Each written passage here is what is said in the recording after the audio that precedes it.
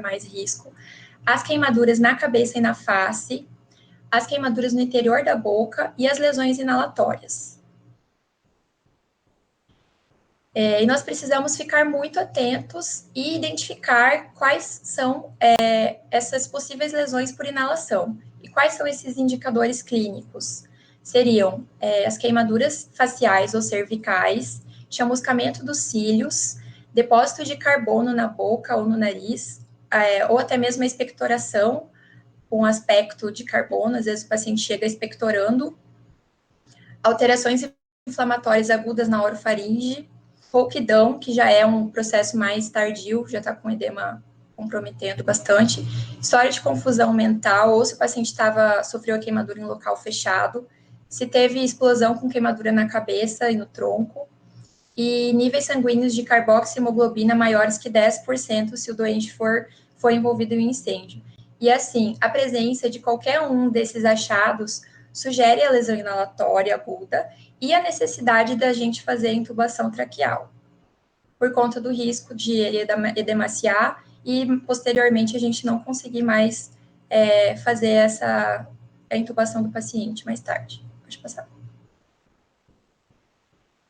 Tá, então, outra pergunta que a gente pode fazer para sistematizar o nosso atendimento quando que a gente vai indicar a intubação precoce nesses casos, nesse cenário? Quando a gente tiver uma queimadura extensa de face, que significa que o paciente pode ter uma resposta endócrina metabólica, uma inflamação e edema muito elevado. Então, assim, às vezes o paciente ele chega bem, com Glasgow normal, saturando bem, 98% às vezes, está responsivo, tudo certo. Mas ele tem uma queimadura extensa muito grande na face. Se for esse o caso, nós precisamos intubar esse paciente precocemente para não perder essa chance posteriormente e ter que partir para uma via aérea cirúrgica. Outra questão seria as queimaduras circunferenciais do pescoço, que tem risco também de edema, desses tecidos ao redor do pescoço, e as queimaduras circunferenciais no tórax. Tanto no tórax quanto no pescoço, quer dizer, na verdade, só no tórax, tem o risco de ocorrer a síndrome compartimental, que a gente vai falar um pouquinho mais para frente, mas seria como se, devido à queimadura e à fibrose do tecido, o paciente não consegue mais fazer a expansão e a ventilação adequada do tórax. Então, a gente tem que partir para a escarotomia e intubação desse paciente. Além disso, sempre que exista uma lesão por inalação, como a gente já comentou, e se o tempo de transporte for prolongado, né, a gente vai necessitar indicar a transferência desse paciente. E se o tempo para um centro de grandes queimados. E se o tempo de transporte desse paciente for prolongado, a gente precisa intubar ele antes de realizar esse transporte. A presença do estridor também é um indicador tardio, precisa ser intubado precocemente. E a inalação de qualquer gás tóxico, principalmente intoxicação por gás carbônico, que a gente também vai falar mais para frente um pouco. Pode passar. Sobre a interrupção do processo de queimadura, a gente deve retirar toda a roupa do paciente para interromper esse processo de queimadura. Lembrando que tem alguns tecidos sintéticos que eles queimam, derretem, eles podem formar resíduos que continuam queimando a pele do doente, então a gente precisa retirar realmente todo o tecido, só tomar cuidado para não arrancar de maneira brusca a roupa que estiver aderente ao paciente, a gente tem que remover com cautela. Tem que tomar cuidado também com os pós-químicos secos, tomar cuidado para ser removido delicadamente, com escova, justamente os socorristas têm que tomar cuidado para não entrar em contato. A superfície corporal comprometida deve ser enxaguada copiosamente com água corrente, e o doente deve ser coberto com lençóis quentes, limpos e secos para evitar a hipotermia. Em seguida, o acesso venoso. Os doentes que tiverem mais que 20% da superfície corporal acometida vão necessitar de reposição volêmica. O acesso venoso ele deve ser feito com catéter de grosso calibre, no mínimo 16, deve ser feito em veia periférica, deve ser feita solução cristalóide isotônica, de preferência Ringer e lactato, e a gente não pode esquecer que se a extensão da queimadura não permitir a introdução do catéter em pele íntegra, a gente precisa fazer ela mesmo através da pele queimada. E se não for possível, a gente tem que partir para as outras possibilidades, como, por exemplo, um acesso intraósseo. E lembrar também que os membros superiores, eles são preferíveis, em vez dos inferiores, para o acesso, porque tem alta incidência de flebites e flebites sépticas nas veias safenas. Bom, agora vamos para a avaliação do doente queimado. A avaliação do doente queimado vai começar com a história, vai ser seguida pela estimativa da superfície corporal queimada e pela estimativa da profundidade da lesão. Na história do meu paciente, nós precisamos saber o que aconteceu e pensar na cinemática do trauma, porque quando nós nos depararmos com um grande queimado, nós não podemos esquecer que, além dele estar queimado, ele também pode ter sofrido outros traumas associados. Ele pode ter tido uma queda tentando escapar do fogo, ter sofrido uma explosão e sido arremessado, provocando fraturas ou lesões internas do sistema nervoso central, ou cardíacas, pulmonares, abdominais. Se for, a gente também tem que perguntar na história se ocorreu a queimadura em ambiente fechado e pensar em lesão por inalação, em lesão cerebral anóxica. A gente precisa determinar o momento que ocorreu a queimadura e também fazer um interrogatório breve sobre as doenças pré-existentes, como diabetes, hipertensão, se ele está fazendo uso de algum medicamento, se tem alguma alergia e como que está a imunização contra o tétano. E a gente tem que lembrar também que a história deve sempre condizer com o padrão da queimadura do paciente, porque pode ter a possibilidade de ser uma tentativa de suicídio ou de alguma agressão, abuso.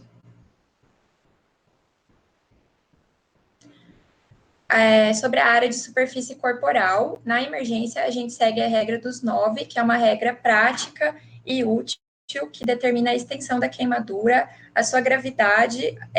Desse modo, a gente vai indicar onde que o paciente vai ser internado, se vai ser na enfermaria, se vai ser na UTI, se vai ser a nível ambulatorial, qual que é o prognóstico desse paciente e a indicação da resposta hídrica adequada dele. Como que é essa regra dos 9? A gente divide o corpo em regiões anatômicas que correspondem a 9 ou a múltiplos de 9 da superfície corporal. E a extensão vai ser classificada em leve, média ou grave. Leve, que são os pequenos queimados, é menos de 10%, as médias ou médio queimado é de 10 a 20%, e os graves, grande queimados, é mais que 20%. Aí aqui tem uma ilustração que mostra certinho cada compartimento corporal, dividido em 9 múltiplos de 9. Por exemplo, a parte anterior do tronco total corresponde a 18%, sendo que só o tórax é 9 e o abdômen é 9, aí os dois é 18. E lembrando que as áreas genitais correspondem a 1% e a mão e os dedos também a 1%. E assim sucessivamente, como mostra a figura. Aí nas crianças é um pouco diferente, a cabeça corresponde a uma porcentagem maior e os membros a uma porcentagem menor do que no adulto. E tá aqui também no desenho cada área com a sua respectiva porcentagem na ilustração. Aí agora é sobre a profundidade da queimadura. A profundidade da queimadura vai ser importante para a gente avaliar a gravidade, para a gente planejar o tratamento da ferida e para a gente ver o prognóstico, o resultado funcional e quais vão ser os cosméticos finais necessários. A queimadura de primeiro grau, por exemplo, a queimadura solar, elas são caracterizadas por eritema, dor e ausência de bolhas. Elas geralmente não determinam risco à vida, não necessitam de reposição endovenosa de fluidos, porque a epiderme permanece intacta. As queimaduras de segundo grau, elas vão ter uma espessura maior de acometimento, elas vão atingir até a derme, e elas vão ser caracterizadas pela presença de edema local, bolha, vai ter também, o paciente vai referir dor intensa, até mesmo as correntes de ar. A superfície pode estar úmida ou lacrimejante também. São essas características. Já a de terceiro grau, ela costuma ser, que aí vai corresponder à espessura total, né, da pele, podendo atingir até os tecidos mais profundos, até mesmo faces, músculo, ossos. E a queimadura de terceiro grau, ela costuma ser escura, é chamada de aparência de couro, ou também pode ser esbranquiçada. E nesse caso, a superfície é indolor, porque a pele já está já tá necrosada, né? Então, ela é indolor. Geralmente, ela é seca, pode ser vermelha, pode ser esbranquiçada, e não muda com a compressão local. Há pouco edema local, né? No local da queimadura não vai haver muito edema, portanto, ela pode gerar um edema sistêmico muito grande, muito significativo. Aqui uma ilustração de um grande queimado que sofreu uma queimadura extensa de terceiro grau, só para a gente representar essa queimadura de terceiro grau, a lesão em couro, que eles chamam. Pode passar. Agora vamos para a avaliação primária e a reanimação do doente queimado. Bom, ela deve focar principalmente na via aérea, na ventilação e na circulação. Esses 3 pontos. Começando pela via aérea, a gente já falou um pouco, né? Mas a gente sempre deve ficar atento sobre a história de confinamento em ambiente fechado, nos sinais sugestivos de lesão por inalação, que a gente já falou. A gente também tem que ficar atenta aos edemas acentuados da via aérea superior. Sempre é importante a gente garantir a permeabilidade da via aérea precocemente. E lembrando que as manifestações clínicas dessa lesão por inalação, né, os edemas, eles podem ser sutis no começo, não pode ser que eles não apareçam nas primeiras 24 horas, vão aparecer só posteriormente.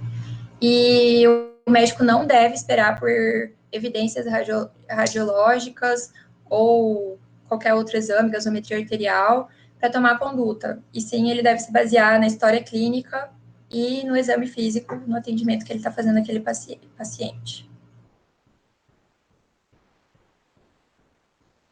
Sobre a ventilação, a gente deve pensar em 3 situações que devem nos preocupar diante de um paciente queimado, que é a hipóxia, a intoxicação por monóxido de carbono e lesão por inalação de fumaça, fumo. A hipóxia, ela pode estar relacionada à lesão inalatória, ventilação inadequada por queimaduras circunferenciais no tórax, que a gente já comentou um pouquinho, ou lesões traumáticas torácicas, independentes da queimadura. Nesses casos, a gente sempre deve administrar oxigênio suplementar e analisar a necessidade de intubação ou não.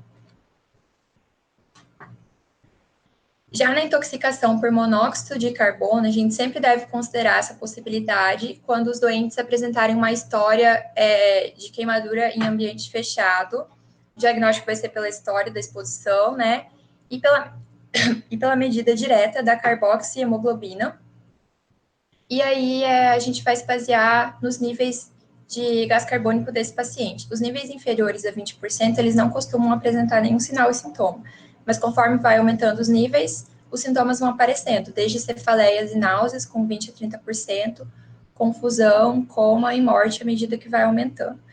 E o que é importante a gente saber desse caso?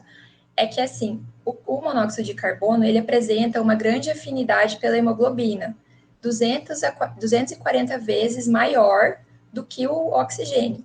Isso faz com que o monóxido de carbono desloque o oxigênio da molécula de hemoglobina e desvie a curva de dissociação da oximoglobina para a esquerda.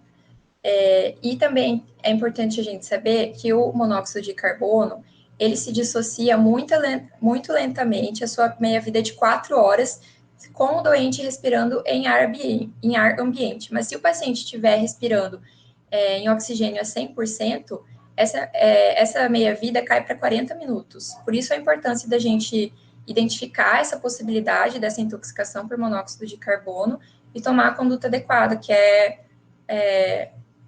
aqui, o tratamento inicial. Desculpa. Que eles devem receber desde o início oxigênio em alto fluxo através de uma máscara unidirecional sem recirculação.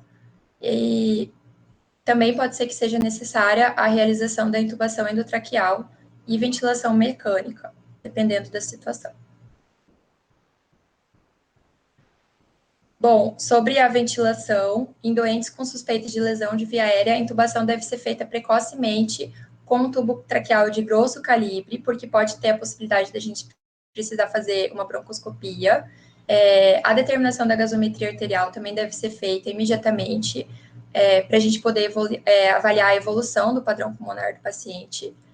E a gente também deve ficar atento que a medida da pressão arterial de O2, ela não é assim, não dá para a gente relacionar de forma fidedigna à intoxicação por monóxido de carbono, porque uma pressão parcial de CO2, de CO, de apenas 1 milímetro de mercúrio resulta em níveis de carboxiemoglobina de 40% ou mais.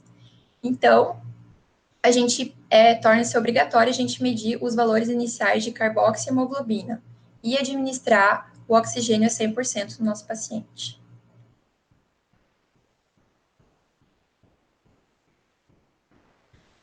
Sobre a lesão de inalação, lesão por inalação de fumo, ela ocorre quando a inalação de produtos de combustão, incluindo partículas de carbono, fumaças tóxicas, e ela é importante ser diagnosticada porque ela dobra a mortalidade dos doentes queimados, que comparados com os doentes queimados que não foram intoxicados por essa fumaça.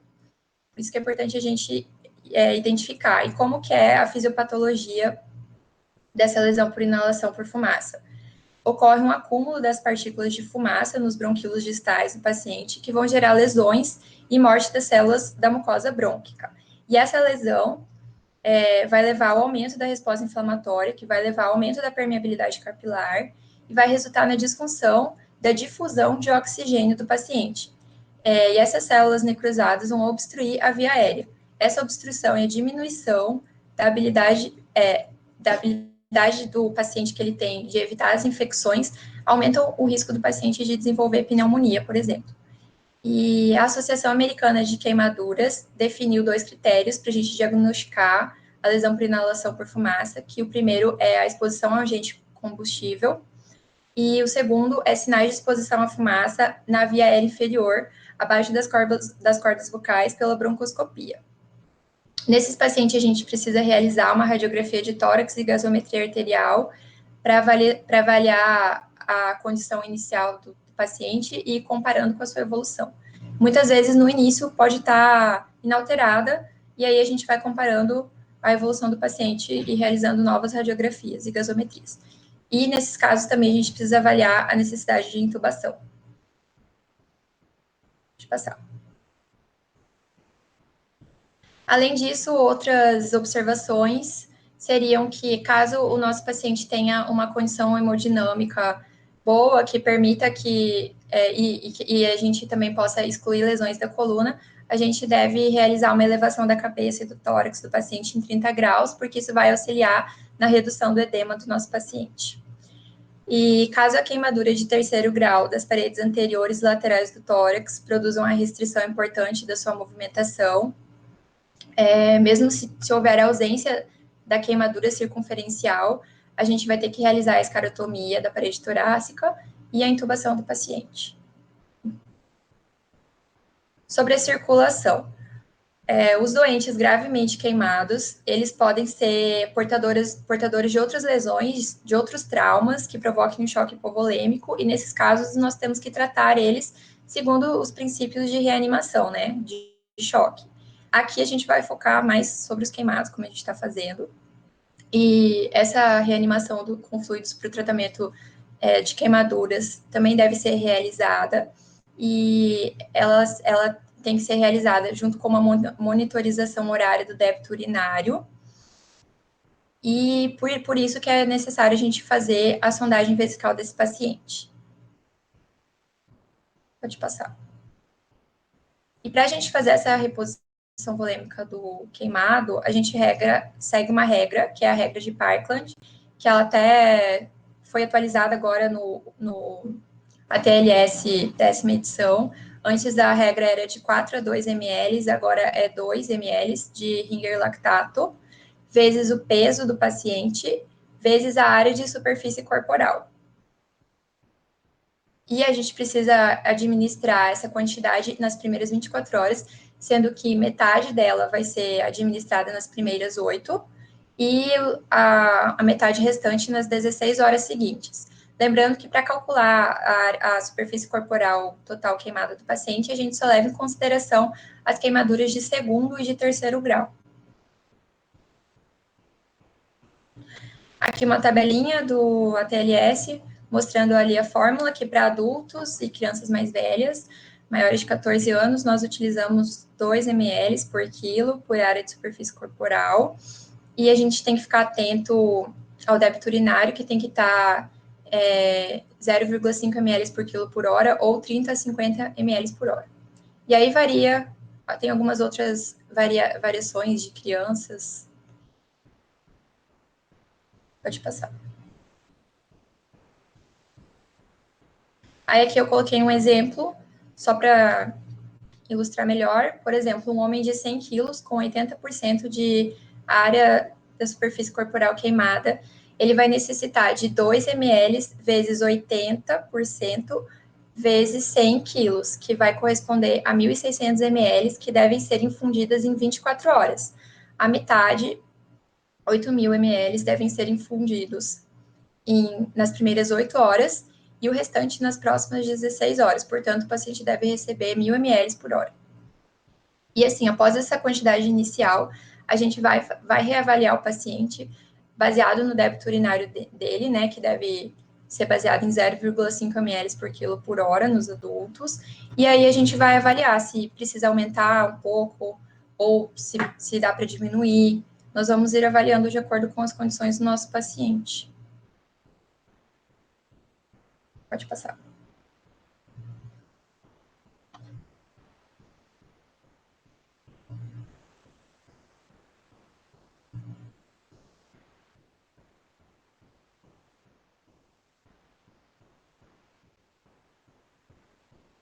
Eu só vou voltar aqui para... Deixa eu só ajeitar aqui.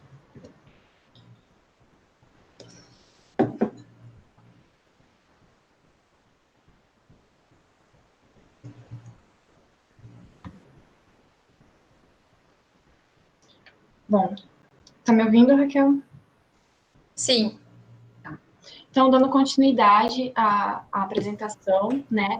Então, a gente já fez uma avaliação primária no meu paciente, já fiz toda a abordagem com ele, e aqui a gente vai fazer uma avaliação secundária e as medidas auxiliares, que são métodos de planejamento. O que eu vou fazer? Vou pensar de fazer com o meu doente em forma de terapêutica, de avaliar possíveis lesões associadas, e isso vai incluir uma gama de aspectos que são o exame físico, a documentação, os exames iniciais, então, que exames laboratoriais que eu peço, se eu peço radiografia, manutenção da circulação periférica em queimaduras circunferenciais de extremidades, passar uma sonda gástrica, fazer uso de narcóticos, analgésicos, sedativos, quais são os cuidados que eu vou ter com essa ferida, se eu vou utilizar antibióticos e a imunização antitetânica. Então, isso aqui são apenas os itens que compõem a avaliação secundária e as medidas auxiliares, que eu vou agora complementar eles, destrinchar eles melhores. Então, partindo disso, você veio da sua avaliação primária, e aí você vai dar início à sua avaliação secundária com o exame físico. Então, aqui no exame físico, você vai avaliar a localização, a extensão e a profundidade das feridas. Porque, como a Raquel estava falando, a gente precisa ver se tem lesão associada, a extensão dessa lesão, que extensão e profundidades, como ela estava dizendo, são coisas diferentes. Eu posso ter uma lesão de primeiro grau, uma queimadura de primeiro grau extensa, mas ela não vai acometer hemodinamicamente o paciente. Então, eu tenho que avaliar a extensão e a profundidade, se é de segundo grau, se é de terceiro grau. Preparar uma documentação, então, tudo que eu for passar de tratamento para o meu paciente, eu vou ter que registrar isso, e essa documentação, ela acompanha o paciente. Se eu for transferir meu paciente para um centro de especialização de queimados, de referência de queimados, eu tenho que levar junto com o meu doente toda a documentação registrada. Os exames iniciais que a gente pede é a avaliação do hemograma, a tipagem em provas cruzadas, porque se o meu paciente precisar transfusão de sangue, então eu tenho que ver se é compatível esse sangue do doador, a dosagem de carboxihemoglobina, como a Raquel estava falando, a glicemia, os eletrólitos, teste de gravidez, ele é mandatório para todas as pacientes mulheres em idade fértil, então, sempre fazer, colher uma gaso, fazer a dosagem da carboxihemoglobina e fazer um raio-x de tórax, principalmente os pacientes que já estão internados. Com relação à manutenção da circulação periférica em queimaduras circunferenciais de extremidades, qual que é o objetivo de eu manter a minha circulação periférica em queimaduras circunferenciais? É para eu excluir a síndrome compartimental, que é o que a Raquel estava começando a falar e aqui eu vou abordar um pouco melhor. A síndrome compartimental, ela acontece devido ao trauma, que vai gerar um edema da parede, pode ser, por exemplo, no caso do tórax, como a Raquel abordou no começo. Se eu tenho uma lesão, uma queimadura de terceiro grau, eu vou ter uma queimadura endurecida, nacarada, branca, que vai impedir a minha ventilação torácica, né? Se for no tórax, no caso, vai dificultar a troca gasosa e a ventilação desse meu paciente. Então, eu preciso fazer uma escarotomia, que é uma incisão da pele no tórax, que a gente vai fazer uma incisão abaixo da linha axilar média e também uma incisão tóraco-abdominal, para permitir uma perfusão e essa circulação ali, e eu permitir também a minha ventilação. Então, a escarotomia, ela acontece na região do tórax, na região do abdômen, caso eu tenha uma síndrome compartimental. E a síndrome compartimental, como é que eu vou suspeitar dela? Você vai avaliar o pulso do seu paciente, se o pulso se não tem pulso, se tem cianose, se a pele está pegajosa, se tem parestesia, paresia. Então, todas esses critérios, eles dão indicações de que eu estou tendo uma síndrome compartimental nesse meu paciente, que está dificultando ali, está fazendo uma obstrução da ventilação, ou de estar comprimindo artérias, está comprimindo veias, enfim. Ao contrário da escarotomia, quando eu falo em questão de articulações, nos membros, no caso, então, tipo, membro inferior, membro superior, eu posso ter uma liberação pela fasciotomia, que seria uma incisão na fáscia do músculo. Por quê? Com o trauma, o músculo ele começa a se demaciar, e também, quando a gente insere uma grande quantidade de ringer lactato, tipo, vai fazer um inchaço na periferia desse músculo, né? Então, para não ter esse inchaço, e esse inchaço não comprimir outras partes, tipo artéria, veias e tal, eu posso fazer uma fasciotomia, que é um corte na fáscia do músculo para a liberação desse músculo. Então, é mais ou menos isso para você permitir que não haja uma síndrome compartimental. Dando continuidade, os pacientes que tiverem uma resposta com náusea, vômito, distensão abdominal, ou se a queimadura for maior que 20% da área superficial corpórea, a gente vai passar uma sondagem gástrica, para não ter broncoaspiração, nem nada. Então, além disso, uso de narcóticos, analgésicos e sedativos para aliviar a dor do meu paciente, ela é importante, e eles devem ser administrados em doses pequenas e frequentes, apenas por via endovenosa. Só que a gente tem que cuidar se aquela agitação daquele paciente está sendo pela dor ou está sendo por uma hipoxemia que ele está tendo, por uma hipovolemia, para eu não dar um sedativo para o meu paciente, sendo que meu paciente está em hipóxia. Então, a gente tem que avaliar isso também. Os cuidados com a ferida. Como que eu vou abordar e fazer o cuidado daquela queimadura? Então, sempre que tiver uma queimadura, a gente vai sempre lavar com água corrente, sabonete neutro, desbridar as formas, tudo que tiver de pele, tipo, que está saindo, enfim. E vai A gente pode passar um antibiótico tópico, né, um antimicrobiano tópico, que os mais utilizados são as substâncias baseadas em prata, tipo sulfadiazina de prata, e eu vou cobrir aquela área. Por quê? Principalmente a gente tem que cobrir a área do queimado, porque o ar corrente, ele vai aumentar a dor do meu paciente. Então, fazendo a cobertura da área, eu previno a dor, né? Eu diminuo a dor do meu paciente e também eu previno a hipotermia, né? Do paciente, porque o paciente ele está com o corpo exposto praticamente, então ele tem uma grande chance de fazer uma hipotermia. Então, não é indicado usar compressas frias naquele local da queimadura, justamente por conta de causar a hipotermia. E nunca deve se romper as bolhas, nem aplicar agentes antissépticos, ou qualquer outra coisa, tipo creme dental e tal, essas coisas assim mais comuns, assim, que não são indicadas. Bom, uso de antibióticos. A gente não vai fazer antibiótico profilático para o meu queimado. Mesmo que, assim, o meu paciente ele está com uma área exposta, ele está suscetível a uma infecção bacteriana, ali um Staphylococcus aureus, pseudomonas, enfim, eu não faço o antibiótico profilático. A única coisa que eu posso fazer é um antibiótico tópico, mas o profilático não. E quando que eu vou fazer esse antibiótico? Então, quando que eu vou administrar esse antibiótico? Quando eu avaliar que meu paciente ele está tendo uma infecção, ele está indo para uma sepse, alguma coisa assim. Então, eles vão ser reservados apenas para esse tipo de tratamento. E aí eu posso entrar. E como que eu vou avaliar se ele está indo? A gente vai avaliar pelos exames laboratoriais, então aumento de PCR, leucócitos alterados, enfim. Aí a gente pode entrar. E a imunização antitetânica, eu sempre vou ter que avaliar o estado de imunização do doente, né? Então, se o paciente tem as 3 doses de tétano, como é que foi o tipo de infecção, enfim, sempre está atualizado quanto à vacinação desse paciente para a gente fazer uma profilaxia com tétano.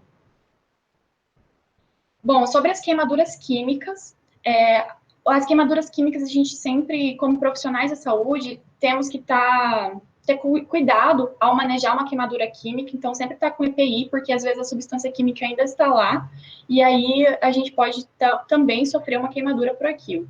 Então, ter cuidado no manejo, né? E a gente vai remover o produto químico.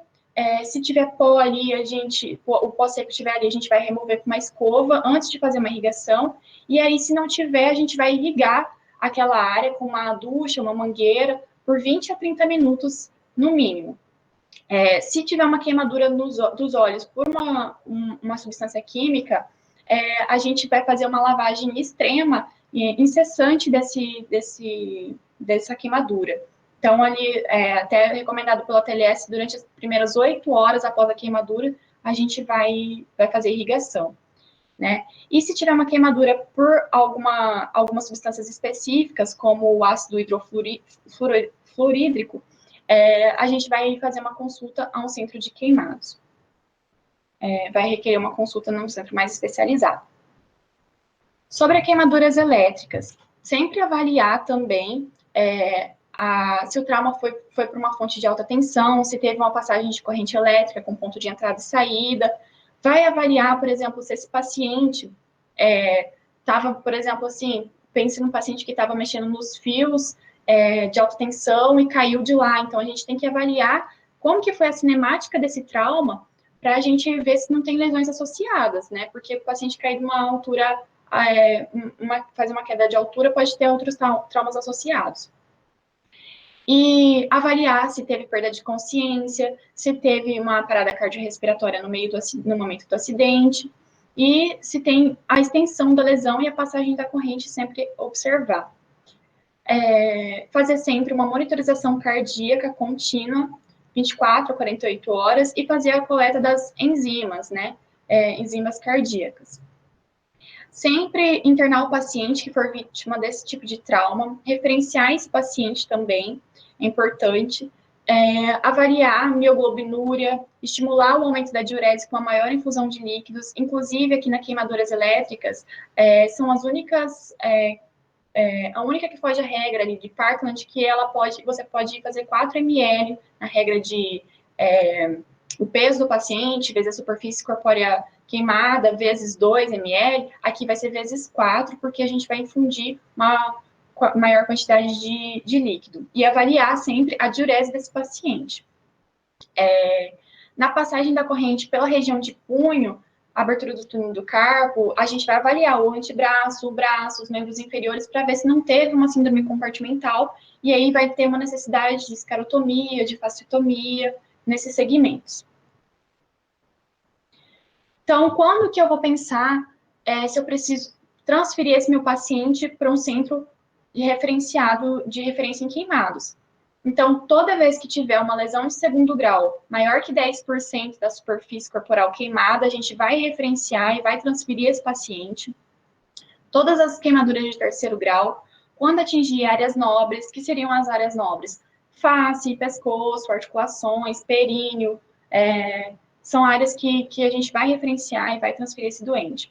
Lesão por inalação, a gente observa ali, como foi dito no começo, se a pessoa está com dificuldade para falar, rouquidão, inalou, você sabe que a cinemática do trauma já te diz que ela inalou muita fumaça, então faz. E nas queimaduras elétricas, nas queimaduras químicas, em crianças também, ou em pacientes que a gente não tem ali um suporte adequado para fazer o manejo daquele paciente, a gente também pode transferir. As lesões por frio. Aqui são 3 tipos de lesões. A primeira vai ser a crestadura, que é uma lesão mais superficial, uma lesão cutânea, a mais leve das lesões por frio. O paciente ele vai referir dor, palidez e diminuição da sensibilidade da parte afetada. Vai ser, assim que você reaquecer o paciente, ele vai voltar ao normal e não tem perda tecidual. Quanto ao congelamento, o congelamento ele vai ser uma lesão nos tecidos por formação de cristal de gelo dentro das células e por oclusão microvascular que vai resultar em anóxia tecidual. Então, a gente vai avaliar o grau de profundidade daquele congelamento e ele é graduado em 4 graus, que é o primeiro grau vai ser a hiperemia e o edema. No segundo grau, a gente vai ter uma hiperemia, um edema, grandes vesículas e pode ter uma necrose parcial da pele. E no terceiro grau, vesículas com conteúdo mais hemorrágico, uma necrose total da pele, do tecido subcutâneo. E o quarto grau vai ser uma necrose muscular e óssea. Então, de acordo com a por desse congelamento, a gente gradua e faz a avaliação. E a última lesão por frio seria a lesão não congelante, que vai ter o comprometimento do endotélio microvascular, estase e oclusão vascular, também conhecida como pé preto, alguma coisa assim. E o quadro ele vai evoluir em alternando vasoespasmo com vasodilatação arterial. E os tecidos afetados, eles podem se apresentar frios e anestesiados e evoluir para uma hiperemia de 24 a 48 horas. A hiperemia pode gerar uma sensação dolorosa, intensa de queimação e desestesia, e assim como lesões teciduais caracterizadas por edema, formação de bolhas, vermelhidão, equimoses e ulcerações. O tratamento das lesões por frio, a gente vai imergir aquela parte que está lesada pelo frio em um tanque ou uma banheira com água circulante e infundir até que ocorra o retorno venoso, o retorno da perfusão. A coloração volte a ser rosada, a água vai estar em torno de 40 graus. E a gente faz isso usualmente de 20 a 30 minutos. O calor seco ele deve ser evitado, assim como esfregar, massagear a área, porque pode ser doloroso. E o processo de reaquecimento ele também é doloroso, então a gente pode entrar com o uso de analgésicos adequados e também fazer uma monitorização cardíaca nesse momento. E a hipotermia sistêmica? Os doentes traumatizados, eles vão estar suscetíveis à hipotermia, porque ele está com uma área exposta, né? Perdeu a epiderme, né? A derme, enfim, toda a camada protetora da pele que faz o aquecimento. Então, eles estão suscetíveis a uma hipotermia sistêmica. A hipotermia, ela também tem graus de gravidade, e A mais leve é abaixo de 36 graus e a grave, que é uma temperatura central abaixo de 32 graus. Então, a paciente está bem, uma hipotermia bem importante. A hipotermia é comum em doentes traumatizados graves, mas a queda progressiva da temperatura central, ela pode ser limitada com infusão de líquidos e sangues aquecidos. Sempre que eu for fazer uma reposição volêmica no meu paciente, sempre que eu for infundir algum líquido no meu paciente, um ringer lactato, alguma coisa, a gente tem que aquecer aquilo antes de infundir, porque a gente pode gerar hipotermia. A temperatura desses produtos são em torno de 39 graus. E sempre evitar a hipotermia iatrogênica, ou seja, expor o meu paciente quando ele estiver exposto ali de uma forma sensata, né? E infundir líquidos. E na infusão de líquidos, a gente tem que lembrar de aquecer esses líquidos para prevenir a hipotermia e também não colocar muito líquido nele, porque a gente pode piorar uma coagulopatia, por exemplo, né? Fazer uma coagulopatia por infusão excessiva de líquidos. Bom, agora eu vou entrar numa parte que vai falar sobre alguns tratamentos que a gente pode utilizar no paciente queimado. Então, aqui no âmbito da emergência, a gente já abordou as principais condutas e os pensamentos que a gente vai ter diante do paciente queimado. Então, aqui, a forma de tratamento mais utilizada no Brasil e disponível na rede pública é a sulfadiazina de prata 1%, né? Substâncias derivadas da prata também. Então, ela vai ser utilizada no tratamento de queimaduras de segundo e terceiro graus. Ele vai ser um antimicrobiano da classe das sulfanilamidas, que vai ser uma forma de uma pomada, um creme branco, inodoro, hidrossolúvel, que vai ter uma atividade pela ação na membrana e na parede celular microbiana e vai fazer o enfraquecimento dessa parede e romper a célula. Então, ele vai ser aplicado na queimadura de uma forma séptica, numa camada grossa, e a gente vai cobrir essa camada do creme com um gás absorvente. A troca desse curativo é diária, né? Ou dependendo se a lesão for muito exudativa, também a gente pode fazer uma troca mais precoce. Além disso, aqui a gente está falando de uma forma que ela é feita da forma fechada, com as gases, mas se eu tiver uma lesão numa área nobre, por exemplo, na face, eu não consigo fechar totalmente, às vezes, esse meu curativo, então ela pode também ser aplicada num curativo aberto. Só que, assim, tem suas certas desvantagens quanto à exposição daquilo, a queimadura exposta ao ar ambiente, ela dói mais, como a gente já tinha falado, e no manuseio daquele paciente, que vai estar todo cheio de creme. Então, o mais utilizado é da forma fechada. Bom, uma outra forma de tratamento são os autoenxertos e os aloenxertos. Os autoenxertos é quando a gente retira uma pele da própria pessoa, uma pele de um outro local, e vai fazer o fechamento daquele ferimento com a pele da própria pessoa. Então, isso seria o autoenxerto. Também, uma outra forma, seriam os aloenxertos. Os aloenxertos, eles são uma pele proveniente de uma pessoa geneticamente diferente, né? Então, uma outra pessoa, e que fez uma doação de tecido.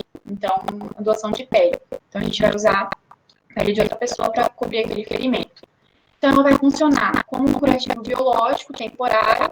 Ele tem bastante efeito contra infecções bacterianas. Ele vai reduzir a perda de líquido, de calor, vai minimizar a dor, vai estimular a cicatrização, a revitalização daquela ferida, daquela queimadura. Enfim, a indicação clínica dela é bem estabelecida.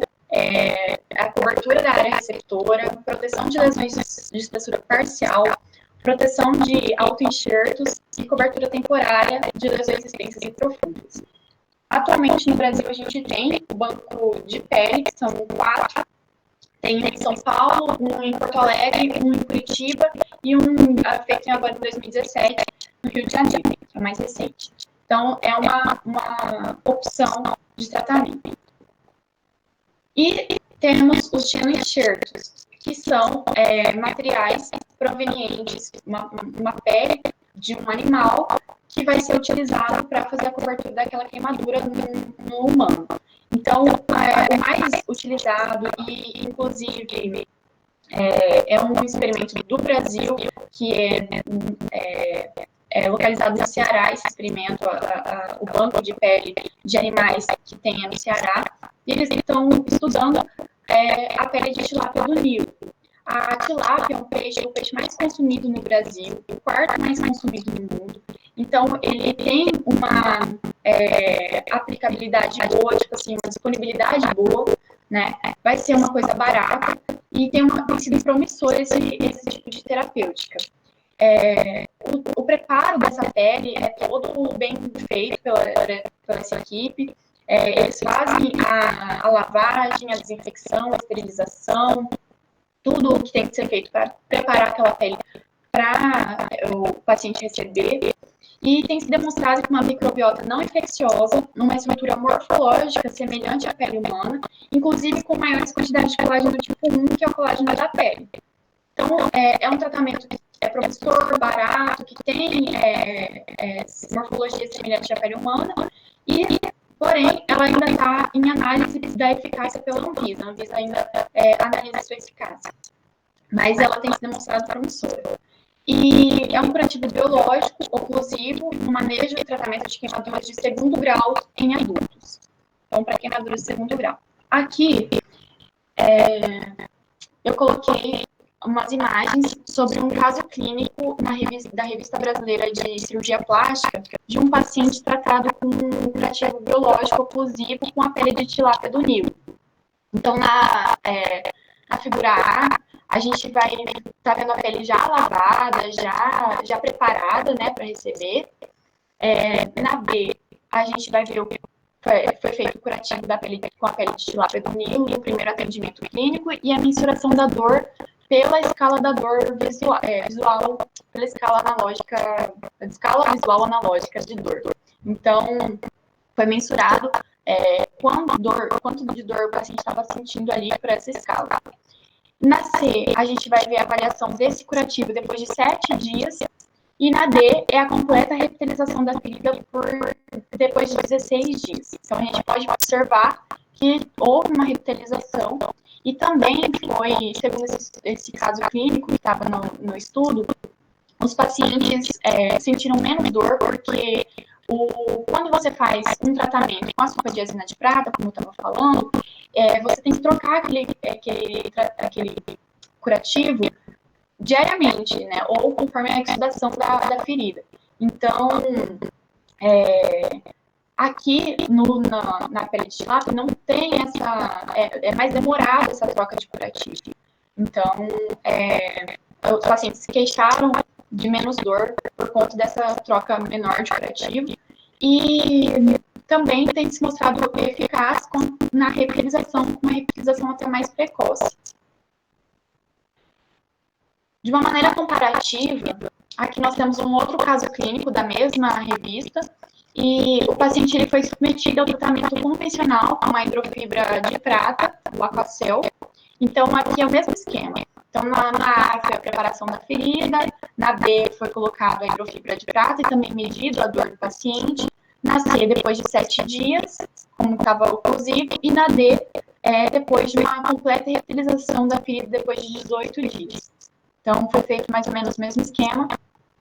Aqui o curativo é trocado diariamente, enfim, como eu falei. Essa imagem aqui é a mesma imagem, só que comparando uma com a outra. Então, se a gente olhar na figura D, a gente pode observar que em 16 dias houve praticamente a completa revitalização do tecido. Então, com a pele da tilápia. E no D, que é com o tratamento convencional com a prata, a gente teve em 18 dias isso, né, não 16, e tá dessa maneira.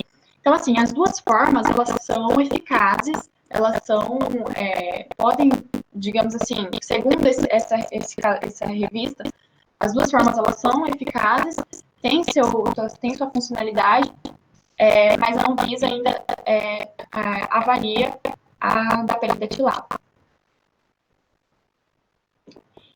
Enfim, só uma coisa antes de ir para os casos clínicos, é que essa semana, acho que houve uma explosão no Líbano, né?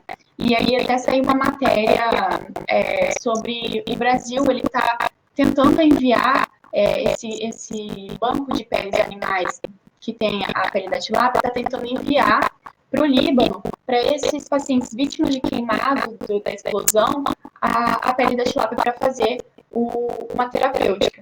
Porém, os dois países eles têm que entrar em um acordo e aceitar, né? Tanto doar quanto receber. E aí está entrando. Mas, assim, só para a gente ver uma das funcionalidades reais disso. E é um estudo brasileiro, a pele da tilápia. Agora, a Raquel, ela vai fazer uns casos clínicos com vocês, com a gente, né? E a gente vai discutir melhor. Então, gente, nós colocamos duas questõezinhas de residência aqui para fixar mais conteúdo e para ver como que esse conteúdo é cobrado na prova de residência, né? Essa primeira aqui é de 2014, da PUC do Rio Grande do Sul. Homem, 45 anos, é vítima de queimadura de segundo grau que atingiu 30% da superfície corporal total, incluindo o tórax, a região cervical anterior e a face. Ao exame físico, apresenta-se hemodinamicamente estável, lúcido, frequência cardíaca de 108 batimentos por minuto, com rouquidão e escarro borraço. Qual a medida prioritária do seu atendimento? Pensem um pouquinho na resposta.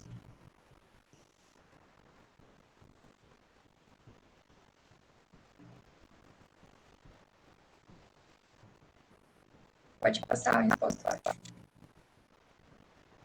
Então, a resposta correta é a letra A, intubação orotraqueal, que foi o que eu comentei um pouquinho no começo, né? O paciente, ele está hemodinamicamente estável, ele está lúcido, mas ele apresenta alguns indícios de lesão por inalação, que seria o acometimento da face, acometimento cervical anterior.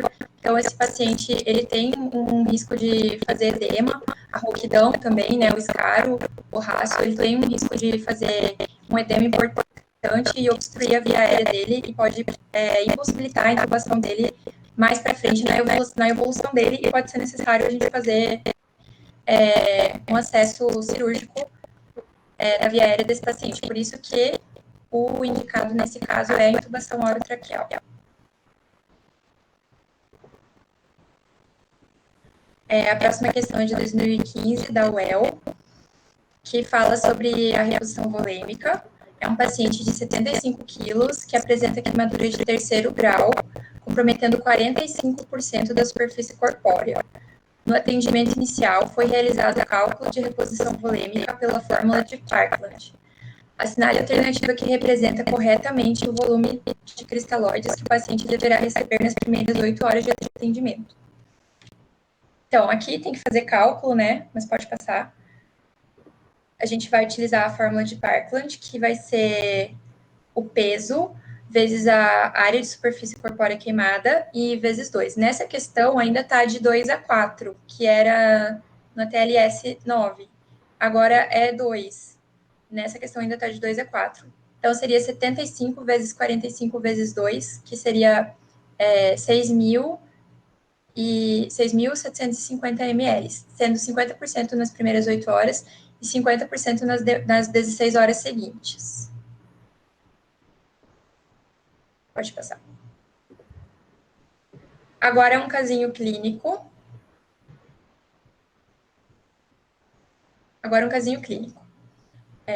Você está de plantão no pronto-socorro quando chega trazido pelo SAMU um paciente de 24 anos, sexo masculino, peso de 70 quilos, aparente, vítima de acidente de trabalho com explosivo em local fechado.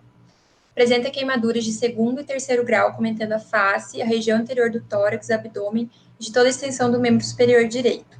No momento, o paciente está lúcido e orientado, previamente despido pela equipe do SAMU.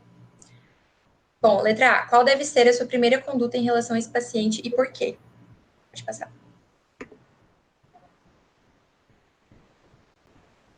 Diante de um paciente queimado, inicialmente, a nossa prioridade é salvar a vida dele. Então, essas medidas vão incluir estabelecer o controle da via aérea e obter excessos venosos e parar a queimadura, né? Interromper o processo da queimadura, como já citado no começo da aula. A avaliação da via aérea deve ser feita imediatamente, pois as queimaduras podem causar bastante edema, o que pode levar à obstrução da via aérea superior. É importante buscar a presença de corpos estranhos, edema de face ou glote. A gente deve realizar a oximetria de pulso para avaliar a saturação. E como conduta, a gente deve ofertar oxigênio a 100% em máscara umidificada. Se houver sinais de insuficiência respiratória, a gente deve proceder com intubação orotraqueal. Aí aqui tem umas indicaçõezinhas de intubação, que é Glasgow menor que 8, pressão arterial de O2 menor que 60, pressão arterial de CO2 maior que 55, saturação de O2 menor que 90 na oximetria, presença de edema importante de face, orofaringe. Além disso, a gente também deve estabelecer acesso venoso com catéter de grosso calibre, no mínimo 16, introduzido em veia periférica. E a pergunta B é se existe algum dado de história que sugere a lesão inalatória e quais seriam esses achados, né? E sim, existem, que seria, no caso, porque o acidente aconteceu em local fechado, além que o paciente ele apresenta queimadura em face, e o paciente apresenta também presença de rouquidão, estridor, escarro carbonáceo, dispneia, queimaduras das vibriças, insuficiência respiratória. Pode passar.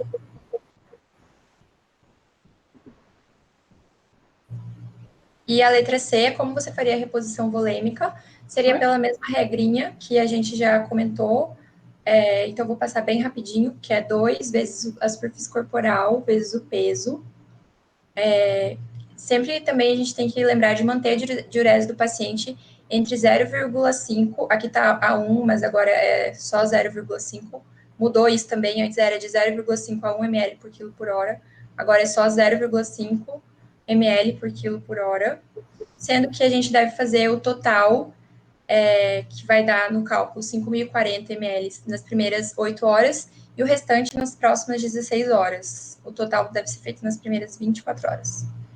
E é isso, agora a gente vai abrir para os comentários do professor, para as dúvidas.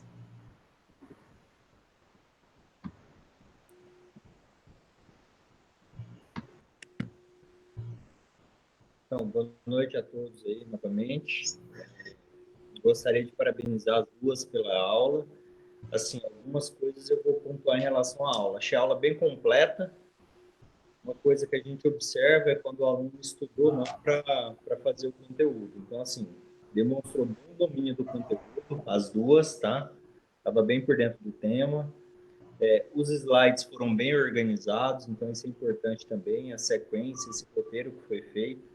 Então, assim, aula bastante organizada. A didática em relação à parte da fala. É importante que, assim, vocês começam a dar algumas aulas, seminário e tudo mais, mas futuramente vocês vão dar palestra em congressos e outras coisas. Então, assim, o tom de voz é importante. Vocês manteram um tom de voz. Ninguém ficou assim, pelo menos eu aqui, não demonstrou. Tem gente que fala um pouco muito baixo, tem gente que fala um pouco muito alto. Isso atrapalha quem está do outro lado. Então, o tom de voz das duas foram constantes o tempo todo. Isso é bom também. E para os momentos que vocês acharam importante, às vezes vocês chamaram a atenção. Então, principalmente nos casos clínicos. Então, assim, gostei, foi bem pontuado a aula em todos os sentidos. Vou abrir para o pessoal também fazer as perguntas em relação às aulas. Então, quem tiver alguma pergunta, primeiramente vocês podem esclarecer as dúvidas e se continuar na dúvida, eu entro e esclareço, ou se eu ver que ficou alguma coisa diferente para complementar, eu falo. Pode ser? Tudo bem, pronto. E aí, quem tem alguma pergunta pode mandar aí. Ou manda no chat, escrevendo, ou fala aí.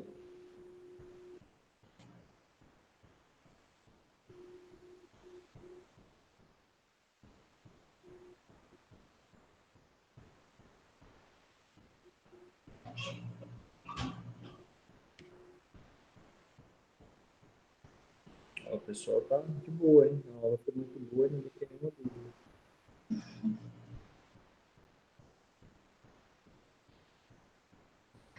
Ó, vou fazer um comentário então. Existe uma coisa que chama as matrizes dérmicas. Não sei se vocês viram alguma coisa a respeito das matrizes dérmicas. Matriz, vou fazer um comentário em relação a elas. É um tipo de material, vocês comentaram daqueles curativos lá, né, o Aquacel, tem vários outros curativos.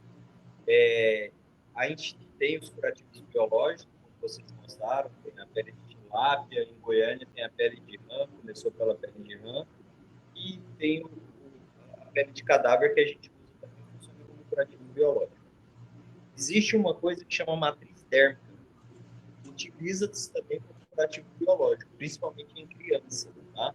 Só que um dos motivos que, em alguns casos, a gente não utiliza é o valor da matriz. Você tem uma matriz de 30 por 30 centímetros, é em torno de R$ 40 mil. Então, assim, pelo custo, o pessoal não usa. Justamente prefere esses outros curativos biológicos que saem bem mais em conta. Então, tem tanto a pele de rã quanto a pele de tilápia. Mas existe alguns estudos de curativo com a matriz dérmica com os mesmos resultados desses curativos biológicos, em alguns casos até melhor do que estes. Né? Então, em algumas áreas, por exemplo, face, então a gente tem dado preferência para essas matrizes, porque são áreas mais nobres do corpo, né? E com ela a gente tem resultados muito promissores. Mas não é tão frequente assim pelo custo da matriz. Então, um detalhe a mais aí que se vocês ouvirem falar em algum lugar ou até mesmo em alguma prova, uma prova de residência, vocês têm uma noção em relação à parte de matriz. Tá, o restante eu acho que vocês falaram bem, as mudanças que teve na parte de reposição de volume é muito importante. E assim, como mensagem da aula toda, eu sempre falo para os pacientes o seguinte, para os pacientes não, para vocês que vão atender, mas para os pacientes também que vão ser atendidos. A gente não pode deixar aumentar a morbimortalidade desses pacientes. E são duas coisas que a gente não pode deixar acontecer nesse paciente grande queimado. A primeira delas é hipóxia. Vocês falaram muito bem da parte de via aérea. Então, se você come bola na parte de via aérea, esse paciente fica em hipóxia, realmente você vai aumentar a mortalidade desse paciente. E a segunda coisa é a hipovolemia. Então, vocês falaram do controle da diurese, falaram da regra de Parkinson, da reposição de volume. Essas duas coisas, se o paciente tiver, vai aumentar muito a mortalidade deles. Isso aí vocês precisam estar antenados o tempo todo no paciente queimado, avaliando, reavaliando e não comendo bola na reavaliação, principalmente no controle da diurese, que ele precisa ser de hora em hora. Então, assim, não adianta vocês calcularem o Parkinson, chega lá, vou fazer metade nas primeiras 8, as outras metade nas próximas 16, e aí na primeira hora que passa a queimadura, vocês não reavaliam a diurese. Ou seja, não vai ser aquele volume do Parkland. O Parkland é só para a gente ter uma noção. O volume exato vai ser de acordo com a diurese. Então, de hora em hora, você vai precisar mudar a reposição de volume. Se você não tem já diurese de hora em hora, você já está fazendo a evolução errada, já começou aí. Não adianta você só calar o Parkland nas primeiras 8 horas e deixar torar, que está errado. O Parkland é só para te dar uma orientação. O que vai ser certo mesmo é a diurese, e você só vai conseguir repor segundo a diurese se tiver quantificado certinho de hora em hora. Então, às vezes, na prescrição, eu coloco lá 24 horas, uma linha para cada hora, para você ir ajustando a diurese de hora em hora, que é uma coisa difícil. Nos Estados Unidos, por exemplo, eles colocam um monitor, um sensor na diurese, coloca um sensor na reposição de volume, coloca o volume em bomba de fusão contínua, coloca um iPad lá. O iPad ajusta tudo isso automático. Então, lá é uma coisa, aqui é outra. A gente não tem isso. Então, para você ter o mesmo atendimento que o americano tem, por exemplo, de um queimado, a gente tem que ralar um pouquinho mais que eles. Nenhuma dúvida, então?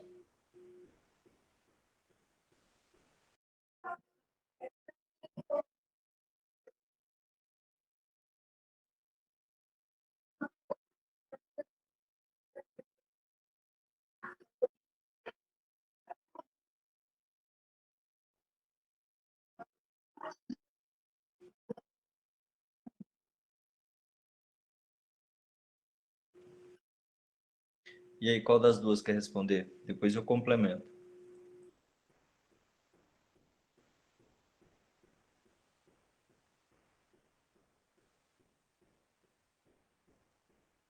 Quem quer responder essa, a Isabela ou a Raquel? Depois eu complemento a resposta de vocês. Eu posso falar, então, professor. Claro.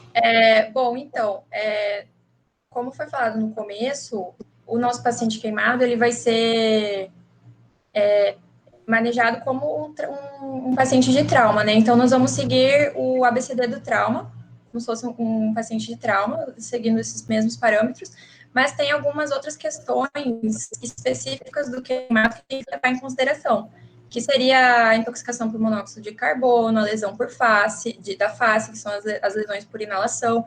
Então, existem algumas pontuações que já indicam a suplementação de O2 e até mesmo a intubação orotraqueal, que são particulares do queimado, que da intubação seria as lesões por inalação, que são aquelas questõezinhas que a gente pode observar na clínica do paciente, que seria acometimento de face, o escaro com característica de escura de carbono, né? Ou as lesões circulares também. A intoxicação por monóxido de carbono, ela indica a suplementação 100% de O2. E eu acho que é isso, professor. E aí o restante segue o ABCD do trauma, como se fosse um outro traumatizado. Só como complementação da Raquel, é importante também que a gente avalie esses sinais clínicos, por exemplo, que viu que o cílio está queimado, ou do nariz, enfim, porque às vezes o paciente ele pode estar bem num primeiro momento, mas por conta dessas lesões ocorre um edema, né? Que se você não entubar o paciente já no começo, que você percebeu essa clínica, ocorre um edema e depois você não consegue mais entubar o paciente.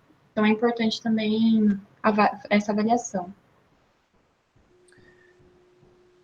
Perfeito. Acho assim, o mais importante é o mecanismo de trauma, que a gente sempre bate na mesma tecla. O que que aconteceu? Ah, estava em ambiente fechado, teve história de inalação. Então já vai dar oxigênio suplementar, é obrigatório. Ah, é um grande queimado. Grande queimado, tipo, queimou só o dedo mindinho. Um grande queimado eu vou atender como trauma. Então vocês mesmos falaram, vou seguir o ABCDE. O A é o quê? É via aérea e controle da coluna cervical. Descartou lesão na coluna, não precisa do colar. Ah, teve explosão, caiu, teve um trauma associado, vai precisar do colar. E o paciente, vocês não podem atender um politraumatizado, passar do A e ir para o B sem colocar oxigênio em ninguém. Todo mundo vai ganhar oxigênio. Depois que vocês finalizarem um ABCDE e o paciente estiver estável, vocês reavaliam, aí tudo bem, pode até tirar oxigênio. Mas nunca atendam politrauma e esqueçam do oxigênio. E o oxigênio é máscara de Venturi. Por quê? Politrauma grave. Eu não estou falando uma queimadura em mão. Uma queimadura em mão não é um politrauma, não é considerado um politrauma. Né? Então, estou falando aquele paciente grande queimado que vocês vão fazer o protocolo da BCDE. Ah, tá, não teve trauma nenhum, só teve inalação? Opa, mecanismo de trauma. É o mecanismo de trauma que vai te orientar. Então é isso que vocês falaram mesmo. Tem que precisar estar muito atento a isso aí. E é uma das coisas que eu falei para vocês. É a primeira coisa que não pode deixar o paciente ter. É o quê? Hipóxia. Se o paciente tiver hipóxia, vai aumentar a mortalidade do paciente. Aqueles pacientes lá, aquele acidente na Boate Kiss lá, onde teve aquele que pegou fogo, todo mundo saiu de lá, a maioria com inalação. O que, que aconteceu? Muitos dos pacientes chegaram no hospital andando, conversando e tiveram inalação. Se não tivesse um mecanismo de trauma e não tivesse uma conduta rápida, muita gente, provavelmente, na hora de tubar, teria ficado já um bom tempo em hipóxia. Já aumentou a mortalidade desses pacientes. Por isso que os pacientes que atrasaram na intubação, os pacientes ficaram na UTI por mais dia. Aumentou a mortalidade. Os pacientes mais novos até conseguiram sair. Os que tinham alguma comorbidade ou tabagista ou alguma coisa, às vezes não conseguiram. Então, tudo isso é importante a gente ver na hora de fazer o primeiro atendimento. Mais alguém?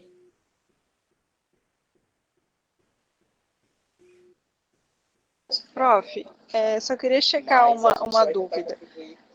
Porque tem algumas outras regras para calcular a reposição, e aí elas usam até 50%, né? Por exemplo, se a superfície passou de 50%, ela se limita a 50%.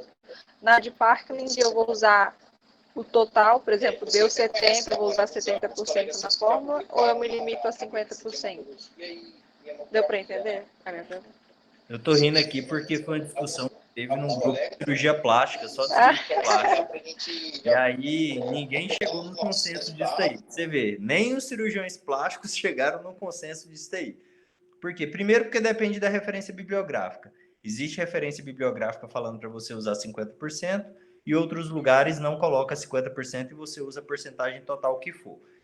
Porém, o que a gente chegou pela conclusão? O mais importante é a diurese. Não importa se é 50% ou 100%. Você vai calcular aquela reposição, independente se foi 50 ou 100, e a partir da segunda hora não vai ser pelo que você calculou, vai ser pela diurese. O Parkland foi só uma estimativa. Então, assim, acaba não importando se é 50%, 70% ou 100% que você usou. Por que a gente coloca 50%? Porque senão você vai fazer uma hipervolemia. Se o cara queimou 100% do corpo, você vai fazer um monte de volume no cara. E aí você não vai conseguir manter esse volume do começo ao fim. Você pode até fazer esse volume na primeira hora. A partir da segunda hora acabou, não é esse volume mais, é a diurese.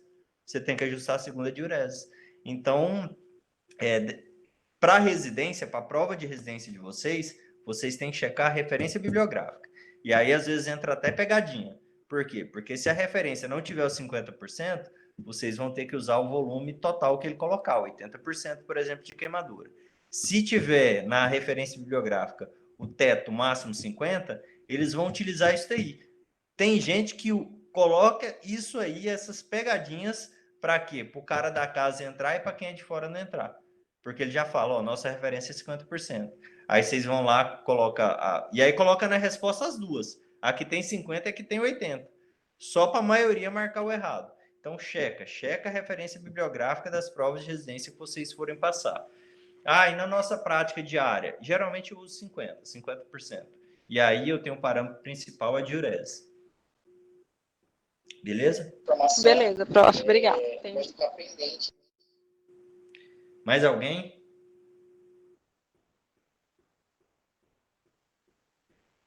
Bom, acho que não tem mais nenhuma dúvida aí, então parabenizo aí de novo as duas que apresentaram a aula, muito bom conteúdo. Foi um aprendizado importante, eu acho, para todo mundo. E é o que eu falei para vocês, né? A queimadura, não só a queimadura, mas todos esses assuntos aí, é algo que a gente sempre está aprendendo alguma coisa. Num grupo de cirurgia plástica Brasil, com 250 cirurgião plástico que estava lá, às vezes a gente não se entende, cada um começou a brigar e cada um mandava uma referência bibliográfica e cada um tinha a sua justificativa. Por quê? Porque tem referência bibliográfica para tudo. Um utilizou o CNNAQ, que é o Curso Nacional de Normatização do Queimado, o outro já usou a referência do ATLS, os outros já usaram livros mais robustos de queimadura. Então, assim, no final das contas é o quê? É diurese. É a coisa simples que vocês falaram aí. O mais importante é o quê? Diurese. Os detalhes não vão importar muito. O importa é o quê? As coisas importantes que vocês pontuaram. Tá? Então, mesmo numa prova prática, às vezes, na hora que vocês entram, você vai falar assim, olha, tem uma referência bibliográfica a 50%, mas o mais importante é a diurese. A diurese por quê? Porque a partir da segunda hora você vai ajustar de acordo com a diurese. Acabou, tá respondido. Você vai matar aí a maioria das provas com isso aí. Beleza?